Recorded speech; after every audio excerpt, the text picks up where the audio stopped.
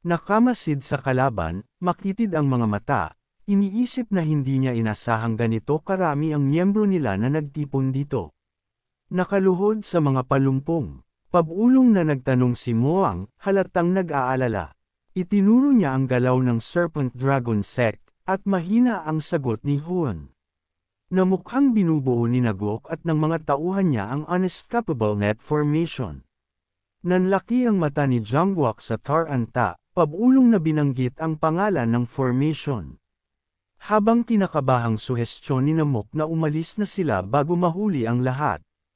Umiling si Huan. Paliwanag niya, hindi pa gumagalaw ang main squad ng Serpent Dragon Sect at malamang gagalaw lang yun pag may napansing kaina hinala o kung makita nila ang may hawak ng miracle medicine. Sa ngayon, kailangan nilang maging pasensyoso at hintayin ang tamang oras. Ilang sandali, sumabog ang ingay sa malayong kinaroroonan ng Serpent Dragon Sect. Nakinig ng mabuti si Huan at naisip na natunto na nila ang may hawak ng miracle medicine. Mabilis niyang iniutos sa grupo na lumapit sa pampang ng ilog. Nang magtanong si Namok kung bakit, paliwanag ni Warren na mas malamang tatakas papunta sa tubig ang taong hinahabol kaysa sa masukal na gubat. Dagdag pa niya, tumigil na ang sigawan ng Serpent Dragon Sect. Ibig sabihin, papalapit na sila sa target. Paalala niya sa lahat, mula rito, dahan-dahan at tahimik lang. Hindi nagtagal, may lalaking sumulpot sa bungad ng ilog. Paika-ika, hingal na hingal, humihingi ng saklolo na parang wasak ang boses. Bago pa siya makatakbo, may biglang umusbong. Nakulay ubing aura at tinamaan siya ng diretsyo. Patay agad sa lugar. Yumanig ang lupa sa sumunod na pagsabog, at nang kumalat ang alikabok, isa lang ang nakatayong anino. Sa gitna ng pampang, may lalaking nababalot ng nakakatakot na purple aura. Sa kamay niya, nakalalakad ang demonic poison stone flower, ang saklap nitong liwanag parang lalong nagpapalalim sa presensya niya. Nang lambot ang mukha ni Mob-ong nang makilala ito. Pabulong niyang sabi, walang iba kundi ang Flying Demonic Blood Lion. Sa sinabi niya, ramdam ang takot at kaba sa grupo. Sinipat ni Huan ang lalaki at sambit na ominous ang aura nito. Tapos nagtanong kay Mobyang kung anong alam pa niya.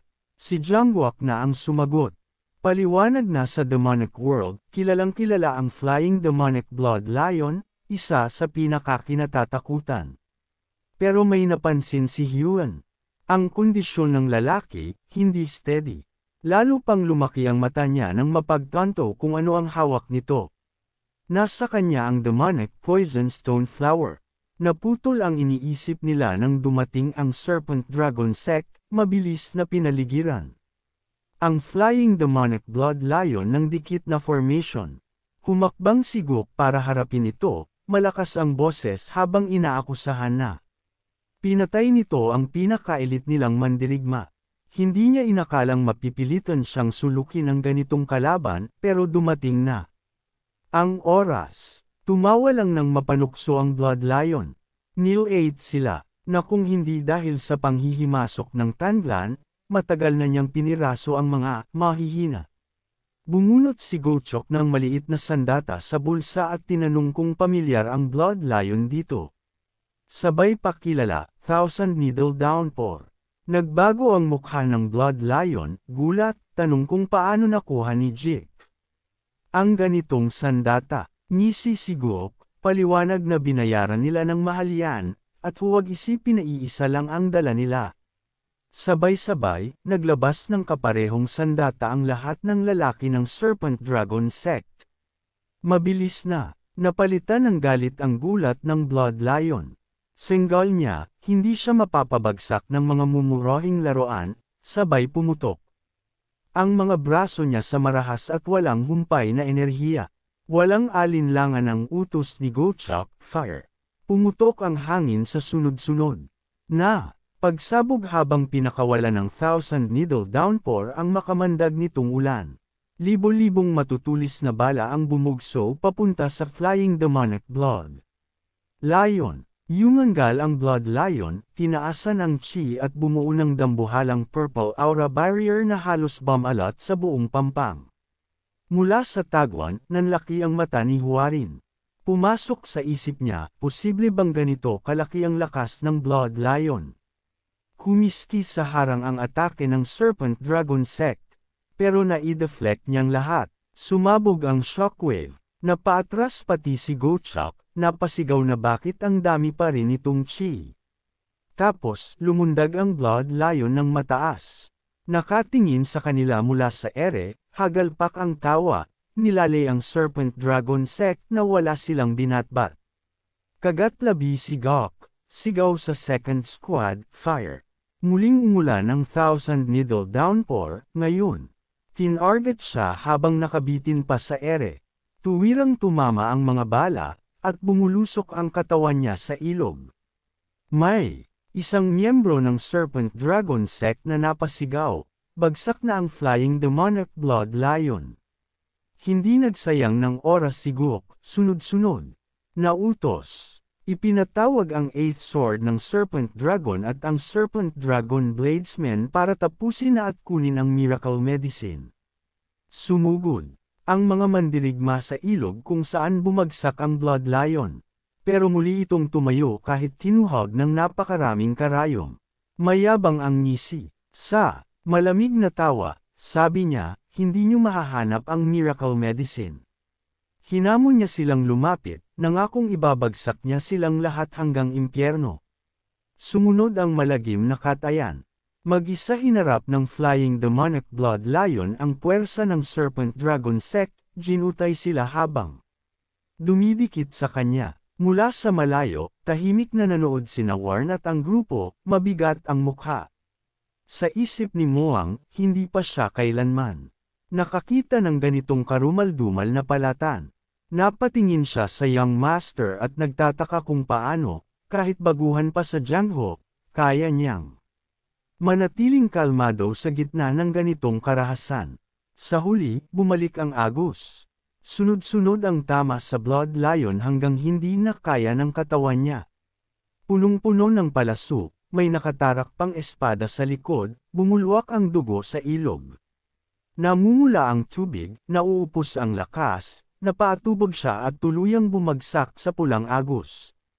Umagos ang bangkay habang sigaw ni Guk sa mga tao niya, halugugin agad. Nagkandara pa ang search party, nauutol na wala ang Miracle Medicine sa katawan. Galit na galit si Guk, sigaw na hanapin pa. Sigurado siyang dikit na dikit sila sa habulan kaya hindi niya naitago. Kahit saan, inutusan niyang libutin ang paligid ng mas agresibo. Samantala, sumenya si Hyun sa mga kasama at pinaliwanag. Ang hinuha niya, wala ang Miracle Medicine sa bangkay kasi malamang pinasabay na yun sa Agus. Paalala niya, na kanina gumawa ang Blood Lion ng water barrier. Kahit napigil ang mga projectile, nabulag naman siya sa kalaban. Kung normal lang, gagamit siya ng Qinggang para umiwas. Conclusion ni Fuin, iisang dahilan kung bakit nabarir siya. Para pakawalan ng Miracle Medicine sa Agus. Para mabalikan niya pagkatapos. Bago pa sila makapag-usap, may malakas na kalabog sa di kalayuan. Nagmadaling yaya ni Hyun, bilasan, baka magets din ng Serpent Dragon ang parehong idea. Sa dulo ng Agus, dumating sila ni Hyun at ng grupo. At ayon, palutang-lutang sa tubig ang mismong bulaklak na hinahanap nila. Agad itong inabot ni Hyun, tuwang sabi, ito nga ang demonic poison. Stone flower. Bago itago, nilabas niya ang isang maliit na bote ng lason at isang lalagyan.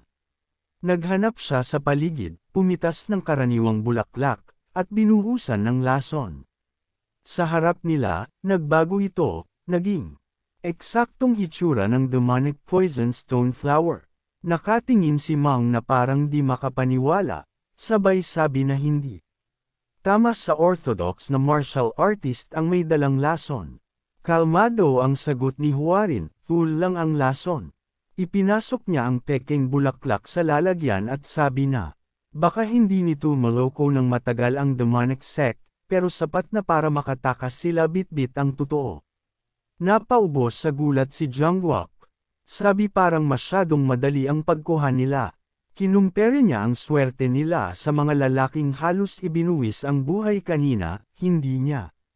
Naisip na sila ang makakabola sa simpleng pagsunod-sunod lang. Ngumiti lang si Juan ng pahapyaw at sabi tsamba lang, saka inutos na umalis agad. Pero habang hinahigpitan niya ang hawak sa lalagyan, bigla itong naglaho sa kamay niya.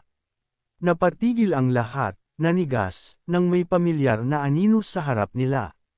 Ang flying demonic blood lion, wasak ang katawan, basang-basa sa dugo, nakataas pa rin ang tindig. Malamig ang boses na umalangaw-ngaw, ang demonic poison stone flower, sa kanya yan. Hindi siya makapaniwala, dapat tinapos na yun ng serpent. Dragon sect, bago pa siya makagalaw, sumalakay ang blood lion ng walang babala. Tinamaan si Huan ng todo hanggang tumilapon sa ere. Nasalo ng blood lion ang lalagyan, dinurog yun sa palad, na iwan lang. Ang bulaklak na buo, dumagundong ang boses niya sa galit, sinigawan si Huan at ang mga kasama, mga sakam na daga na hindi marunong. Lumugor, yumanhil siya na balak pa sana niyang dahan-daang ay absorb ang bulaklak, pero napilitan siyang sunugin ang buhay niya bilang true chi. Dahil wala na siyang oras, pupunitan daw niya ang bawat taong nasa harap niya at pupunuin muli ang lakas gamit ang dugo nila. Nilulun niya ang demonic poison stone flower sa isang iglap. At sumabog ang mabangis at walang awang aura mula sa katawan niya, dumadaganan ang lahat ng nandoon. Napatigil si Mabyang sa kinatatayuan. Nanginginig buong katawan at nabasa ng malamig na pawis ang damit. Sigaw ng isip niya sa takot. Unang beses niyang humarap sa ganitong ka-overwhelming na kalaban. Sa ganitong takbo, sigurado siyang mamamatay siya rito. Pero umatras ang takot ng umusad na kalmado sina Namok at Jungkook, ibang-iba ang tikas kumpara sa kanya. Si Namok ang nauna, sabi niya mula pagkasilang. Una siyang kumikilos bago mag-isip, kaya siya tinawag na Ghost Blade. Sabay silang nagpakilala bilang two Rising Ghost Blades, mga mandirigma ng Tianjong clan, at nanumpang paprotektahan ang young leader nila kahit kaharap ang demonyong hayop sa harap nila. Idineklara nilang pababagsakin nila ang flying demonic blood lion. Napasigaw si Mabong, basag ang boses habang pinipigilan sila. Sobrang lakas daw nito, tiyak kamatayan ang aabutin nila. Pinutol siya ni Jungkook, matalim at matatag ang tono. Gawin daw niya ang dapat gawin. Tinawag pa siya sa titulong Dragon Flower Sword. Si Namok, may bahagyang ngisi, pinaalala sa kanya na may lason ang nilamon ng kalaban. Nanlaki ang mata niya sa pagkagising ng alaala. Naalala niya si Juan kanina, nang palihim nitong pinalit. Ang totoong bulaklak sa isa pang nalagyan ng lason. Tumibay ang nanginginig niyang loob. Dagdag ni Namok, hindi lang sugatan. Ang Blood Lion, sinunog na rin ito ang life energy niya bilang true chi, at ngayon nalasan pa siya sa ibabaw nun. Kung mapapatagal lang nila, may pag-asa sila. Sigaw ni Jungkook na sila ang uunang umatake.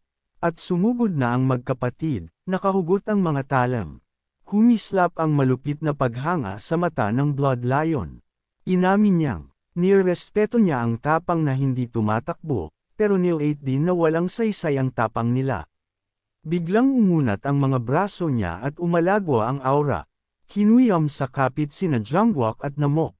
Bago pa sila durugan ng puwersa, sumiklab ang dilaw na aura sa gitna ng labanan. Lumawak at naging isang barrier. Napaatras ang Blood Lion sa biglang diin. Sumalang si Moang, kumislap ang espada niya habang binigkas ang teknik. Umalangaw-ngaw ang boses niya, Soaring Dragon Emperor Sword. Hindi pa tapos, sinundan agad ng isa pang hataw, Heavenly Lightning Ascension. Tumusok ang talam sa kaliwang braso ng Blood Lion, napaanggal ito sa sakit. Umatras ang demonyong mandirigma para kumuha ng distansya pero, sumirit ang dugo sa bibig niya, inuubo ng marahas. Sa loob, nalito siya. Lason ang kumakalat sa katawan niya. Naalala niya kung Tang clan ba ang tumira, pero imposible, kung Tang poison yan, tunaw na ang laman loob niya. Ibig sabihin iba ang pinagmulan. Kumitid ang mata niya sa puot habang nakatitig. Kinamoy Yang at sa dalawang ghost blades. Kumakaskas ang ngipin, bulyo niya. Paano sila naglakas loob na lokohin siya ng ganyan? Banta niya, gagawing alabok. Ang mga buto nila, naputol ang yabang niya sa isa pang marahas na ubo. Mula sa distansya, pinakalma ni Mang ang hininga at maingat na nag-isip. Tama ang ghost blade, bulong niya. Hangganan na ng blood lion ito. Kung makakatiis lang sila ng kaunti pa, baka sila ang manalo. Biglang humagalpak sa pangit na tawa ang blood lion. Sa una, malakas pa, pero unti-unting nauwi sa paos na hingal. Bulong niya, dito ba talaga hukay ko? Hinawakan niya ulo niya, ngalit, hindi pwede. Hindi raw siya babagsak sa tangglan, ni sa mahihinang serpent dragon, kundi sa kumpol ng kung sino-sinong walang pangalan. Umangat, muli ang masamang tingin, tumarak sa kanila. His niya, yung tinilapon niya kanina, nandun ang totoong demonic poison stone. Flower, kung ganun, pupunitin niya ang tiyan nun at iinuman ang laman para angkinan ang lakas. Umugang ang katawan niya, nagngangalit ang enerhiya habang dahan-dahan siyang umusad. Bigla ang singkad ng bilis, tumilapon siyang pasulong. Target niya sinamok, walang alinlang ang umatake. Sinubukan siyang salubungin ni Muang, kumislap ulit ang espada, pero gumamit ang blood lion ng teknik na shifting step. Sa isang iglap, nawala sa landas niya at sumulpot sa harap ni Yungwak. Wala nang oras mag-react si Yungwak nang sumalpok ang kamao sa mukha niya. At bumulagta siyang lumilipad palayo. Pagbagsak ni Yungwak, lumipat ang malagim na tingin ng blood lion kay Moyong at sumugod. Nilamon siya ng takot, nanigas ang katawan. Sigaw ng isip niya, hindi niya maiiwasan ito. Sa sandaling aabutin na siya ng kamay, kumislap ang bakal sa hangin. Sumulpot si Huan mula sa wala. Mas mabilis pa sa kaya ng mata. Sa isang malinis at tiyak na hiwa, pinutol niya ang kaliwang braso ng blood lion. Matapos siyang pabagsakin ng flying demonic blood lion, nakasandaw si Huan sa isang punong halos durog dahil sa ampakto ng katawan niya. Malakas siyang umubo ng dugo, hirap huminga, at ayaw gumalaw ng mga braso at binti niya. Umiikot ang isip niya, napilitan ang blood lion na sunugin pati buhay niyang chi para lang habulin siya. Napamura siya sa loob, painpilit gumalaw, pero hindi sumusunod ang basag at duguan niyang katawan. Bali ang kaliwang binti niya, at bawat ungol niya puro sakit. Inaamin niya, wala nang mas nakakaintindi sa presyo ng ganitong kapangyarihan kaysa sa kanya. Nakatitig sa langit, tumutulo ang dugo sa bibig, mapait siyang napabulong. Ang yabang daw niya kanina, parang alam niya lahat, pero ngayon, wasak at walang laban. Nang tumangala siya, may mainit na likido sa noo niya. Nanlaki mata niya, dugo pala. Biglang may malamig na boses na umalingaw sa loob ng utak niya, ibigay mo katawan mo. Paulit-ulit, paulit-ulit. Nag-iikot ang pulang aura sa paligid ng duguan niyang katawan, parang nakapaligid na sumpang usok. Kumadyot ang isip niya, matagal na niyang nararamdaman yun, isang kakaibang lakas na nakatago sa loob niya. Yun ang parehong lakas na nakita niya noon mula sa misteryosong matandang demonyo bago siya bumalik sa nakaraan. Minsan niya nang ginamit laban kay instructor mo. At ngayon pwede niya ulit gamitin. Kung gagamitin niya, baka sapat para patayin ang flying demonic blood lion. Pero sigaw pa rin ang boses, hiling pa rin na kunin katawan niya. Kumakapit ang boses sa utak niya, hinihila siya papunta sa dilim. Kapag pumikit siya, kahit sandali lang, baka tuluyan siyang lamunin. Bago siya bumigay, pinilit niyang imulat ang mga mata at pasigaw pinagalitan ang sarili niya sa loob. Totoo ba, ha? Aasa na naman siya sa ganitong kapangyarihan. Pinilit niya kumalma. Hindi siya magiging alipin ng lakas na hindi niya kilala. Kailan? Kailan pa naging ugali ni Yonghua rin umasa sa bagay na hindi niya alam. Nang sumigaw ulit ang boses para kuhanin katawan niya, sumagot siya, tumahimik ka. Pilit siyang tumayo, nanginginig, pero tumayo. Deklarado niya, katawan niya to, siya ang may-ari. Anino lang yun ng nakaraan. Pangako niya, paprotektahan niya ang mga mahal niya gamit lakas niya mismo. Sumabog ang aura niya. Sa isang iglap, tumalon siya pabalik sa labanan, at inihampas ang espada ng napakalinis. Sa isang putol na hiwa, natanggal ang kaliwang braso ng Blood Lion. Napaiyak sa sakit ang halimaw, umatras, hawak ang dugo.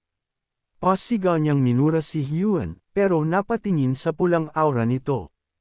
Nanlaki ang mata niya, nanginginig, kilala niya ang lakas na yon. Binanggit niya ang pangalan ng demonyong master, halos hindi makapaniwala. Nagdire siya ng dugo. Si Moang, gulat, dahil yun din yung kapangyarihang nakita niya noon. Sina Jungwook at Namwook, sugatan pero buhay, tumayo ulit. Si Jungwook, nakangisi kahit hingal at sugatan, tamang dating lang raw si Young Clan Leader. Nagtipon silang muli, hawak espada, nakatutok sa nanghihinang Blood Lion. Sabi ni Moang, nalason siya, napaso na ang buhay niya sa truth sheet, at oras na lang ang bibilanggan hanggang bumigay katawan niya. Tumaas ang tingin ni War, seryoso, unang utos niya bilang tagapagmana ng clan. Buhay kayong lahat, walang mamamatay, sabay sagot nila, handang sumunod. Nakatitig ang Blood Lion kay Hyun, tahimik saglit bago nagniting malamig. Sabi niya, ang dami na niyang himala sa Django, pero to, hindi na niya kayang intindihin. At ngayon daw, bibitawan na niya ang pag-asa mabuhay. Itinaas niya ang kamay, nag-ipon ng nakamamatay na enerhiya. Niyugyug ang lupa sa bigat nito.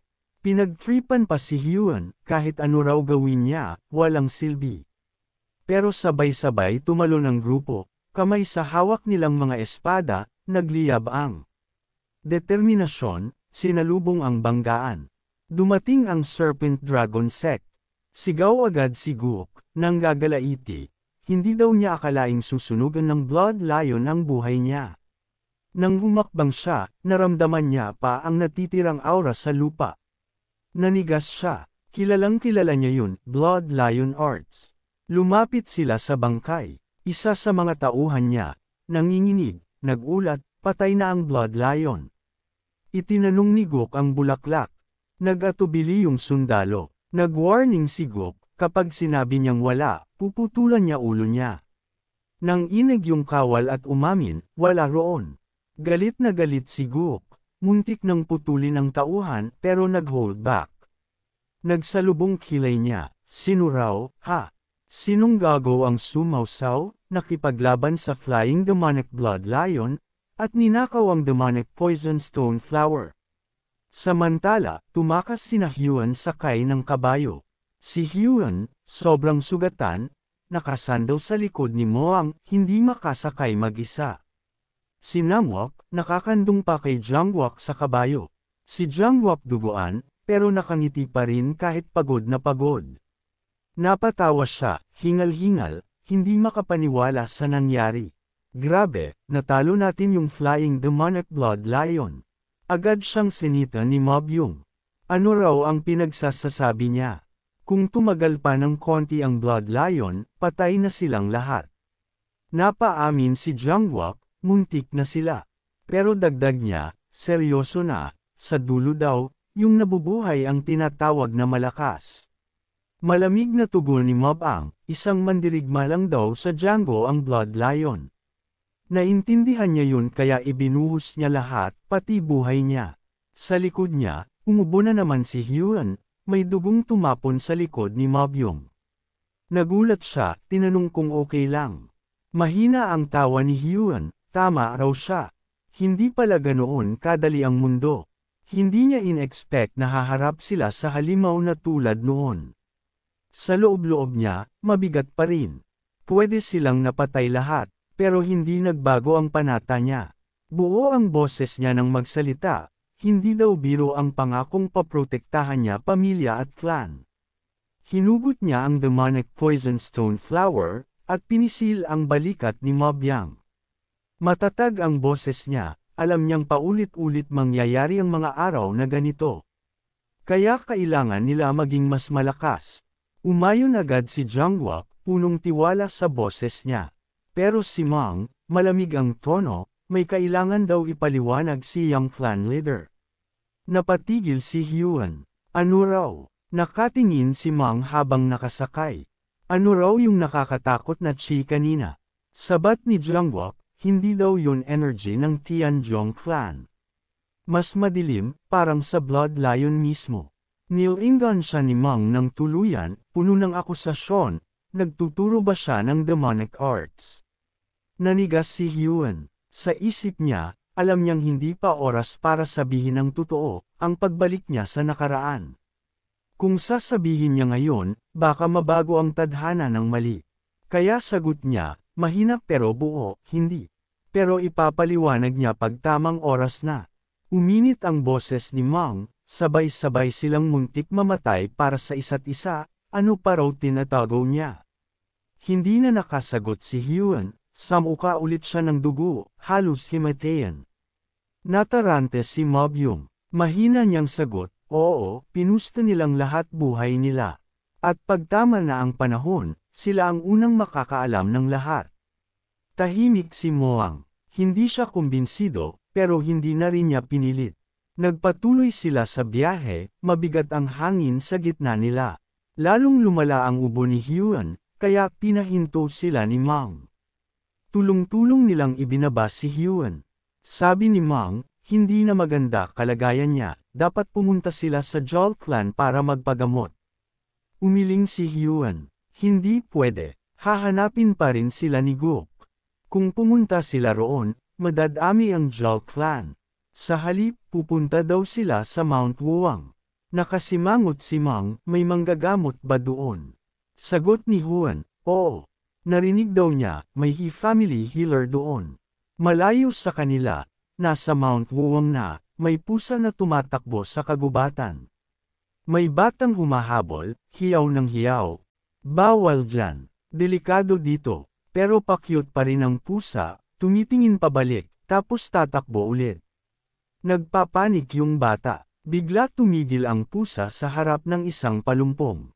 Kumalabog ang dahon. Napaatras ang pusa, nanigas. Humahanggos ang bata, nahuli yung pusa at taas kamay sa tagumpay, nahuli nakita. Pero biglang may kalusko sa palumpong. Tumanggo yung bata, dahan daw ang sumilip. Lumabas bigla sina Hyun, Jangwok, Namwok, at Mang, mukhang mga bangkay na gumagapang. Inabot ni Hwarin ang bata, nanginginig, luha halos tumutulo, hinihingal, sa wakas, may tao. Napamiyaw pa yung pusa sa gulat. Sa isang maliit na bahay kahoy, nakahiga si Hyun, natatakpan ng kumot. Nagising siya bigla, napasigaw kaagad, tinawag ang flying. Demonic Blood Lion. Huminga siya ng malalim. Safe siya. Hawak niya mga kamay niya, may naggamot sa kanya. Pumasok ang batang nakita kanina. Masaya nitong sabi, buti raw gising na siya. Siya daw nagbuhat kay Hyun papunta rito. Dito daw siya nakatira kasama lolo niya. Umalis muna siya para gumawa ng gamot. Tinitigan ni Hyun yung bata, lolo mo ba si Hidukong? Tumanggo yung bata, nanlisik mata ni Hwarin. Ibig sabihin, ikaw si Hichoryong. Nagulat ang bata, paano raw alam ni Hyun pangalan niya? Napadiin kamao ni Hyun. Ito ang dahilan bakit siya nandito. Ang Jol Clan, pa-pretend lang. Ang totoong target, ang batang to. Sa nakaraan, siya ang magiging pinakamalakas sa buong mundo. Si Hichoryong, One Supreme. Naalala ni Hyun, may librong pinag-agawan ng buong mundo. Naglalaman ng prinsipyo, mabuti at masama sa tao, at kapag nagsanib, sobrang lakas. Yin Yang Depth Heaven Tomb, pamana ni Jiang Sanfeng. Si Hichoryong ang nakakuha niyon dati, kaya siya naging pinakamalakas. At ngayon nandito siya, bata pa. Biglang may langaw na damapo sa mukha ng bata. Inabot ng bata ng mabilis, parang hindi tao ang bilis. Nanlaki mata ni Hyun, automatic reflex ng martial prodigy. Tanong niya, nanginginig, nagsasanay ka na ba? Ngumiti si Hee Cholyong. Oo daw, lolo niya nagturo. At doon nagsimula ang tadhana ng pinakamalakas sa ilalim ng langit, at ang sandatang kukumplito sa pangarap ni Yong Hwarin. Sakto, may matandang lalaki na dumaan sa pintuan. Sumulyap siya sa loob at kalmadong nagsabi, "Gising ka na pala." Kumilos agad ang isip ni Hyun. Sa loob-loob niya, kilala niya ang matanda. Si Hee Duk-ong. Maya-maya, lumabas si Hyun sa maliit na klinika kasama ang matanda. Sa labas, nakita niya ang mga kasama niya na naghihintay. Itaas ni Jangwook ang nabaling kamay at kumaway, nakangiti pa rin, tinawag ang Young Clan Air. Sabay-sabay silang apat, si Hyun, Mo Byung, Jangwook, at Namwook, yumukod ng magalang kay Hee Duk-ong. Magalang na nagpakilala si Hyun bilang Yong Hyun ng Henan Tianjong Clan. Nagpasalamat siya sa paggamot sa kanya. Umiling si Hee Duk-ong, sabi wala nang dapat pasalamatan. Tungkulin niya ang manggamot, pero inulit niya ang pangalan ng clan. May pagtataka, tinanong niya kung anong nagdala sa Young Heir ng Tianjong hanggang dito. Nagkatinginan ng grupo, tahimik. Walang sumagot sa una, napilitang ngumiti si Hyun at sumagot. Sabi niya, nagpunta siya para humanap ng ginseng. Sinipat siya ni Hee Duk-ong. Inamin niyang may mga halamang gamot siya, pero ang wild ginseng, hindi basta nakukuha. Kumitid ang mata niya at tinanong si Warren kung para saan kakailanganin. Saglit na, umiwas tingin si Juan, tapos tipid na ngumiti. Bigla rin siyang napahawak sa dibdib at napaluha. Sa nanginginig na boses, sinabi niyang malubha ang sakit ng nanay niya. Bata pa raw siya, inalagaan siya ng mga magulang niya kahit mahina katawan niya. At dahil sa pag-aalaga nila, nakalabas na siya ng clan at naranasan ang mundo. Pero, pagpapatuloy niya, nakatanggap daw siya ng balita na tinamaan ng nakamamatay na karamdaman ang nanay niya. Kumalat ang sabi-sabi na kayang gamutin ng ginseng. Dahil sa apura, umakyat siya ng Mount Wuong pero nadapa at nahulog sa daan. Pinanood siya ni Ma Byung, gulong-gulo. Sa isip niya, hindi tugma ang kwento. Malinaw pa sa kanya, malusog ang nanay niya nang magpaalam sila. Bakit magsisinungaling ang Young Clan leader, at paano kung madiskubre ni Hee Duk-ong ang totoo? Pero laking gulat niya nang mamasa ang mata ng matanda habang nakikinig. Doon niya na-realize, kumagat ang palusot. Umiiyak. Idineklarang tunay na anak si Hyun. Tumatagos ang pagmamahal sa magulang. Sa sobrang emosyon, kumari pa. Pabalik sa klinika para kunin ang gamit. Sigaw niya, aalis sila ngayon para maghanap ng wild ginseng. Tipid na ngumisi si Hwarin sa eksena, habang tulala ang iba. Kinalaunan, matapos ang oras-oras na hanap pero bigo pa rin, basang-basa na si Moang sa pawis, hingal. Sa isip niya, akala niya nagsisinungaling si Hyun sa paghahanap ng ginseng. Pero kita niya ngayon ang determinasyon sa mata nito, baka naman. Seryoso talaga, gumagapang si Warren sa pagitan ng bato at palumpong, matalim ang tingin sa paghahanap.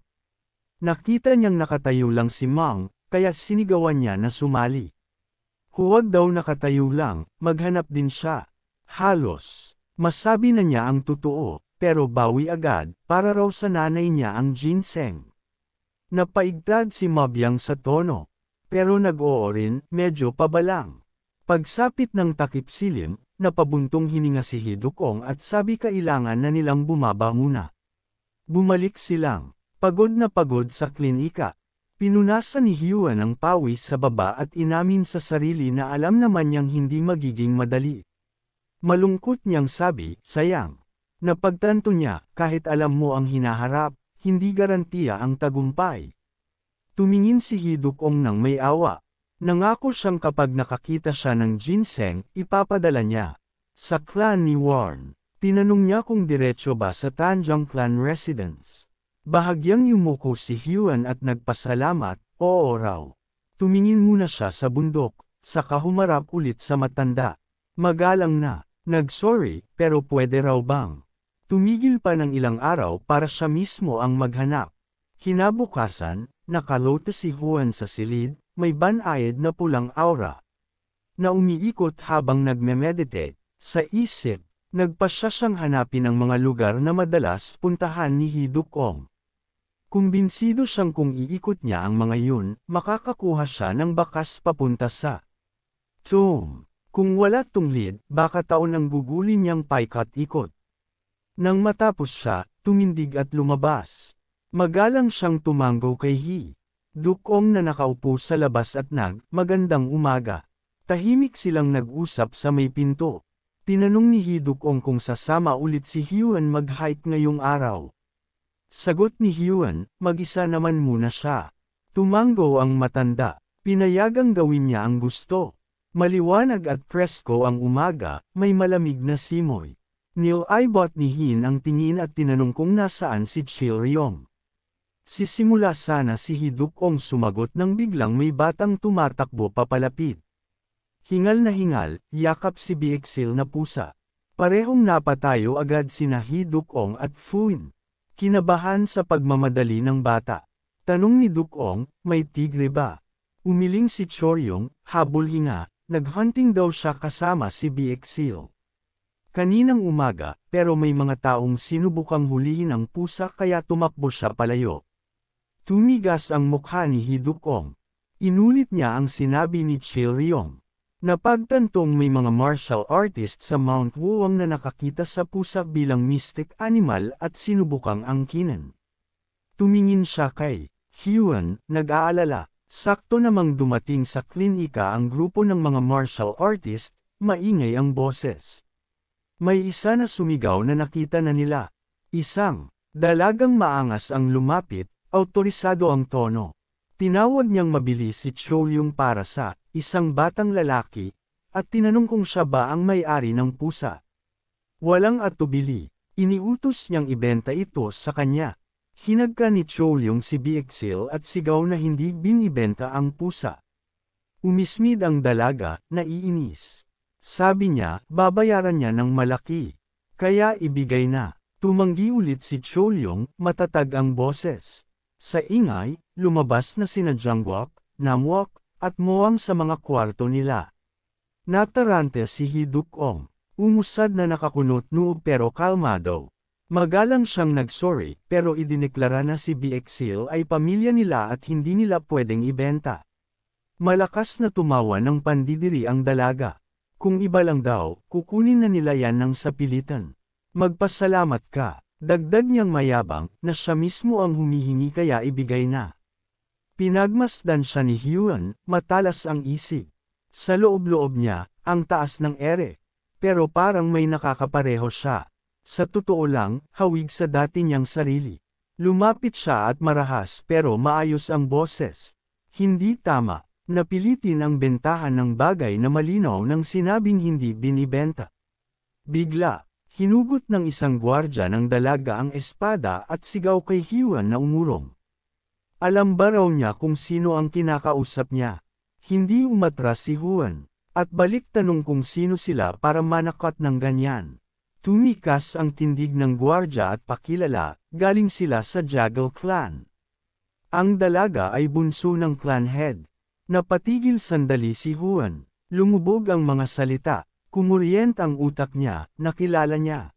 Si Jagal Yohai, nakababatang kapatid ng fiancé niyang si Jagal Chongyong. Kung nagustuhan niyo po ang ating video, please paki-like po ito at mag-subscribe na din po sa ating YouTube channel. Maraming salamat po sa inyong suporta.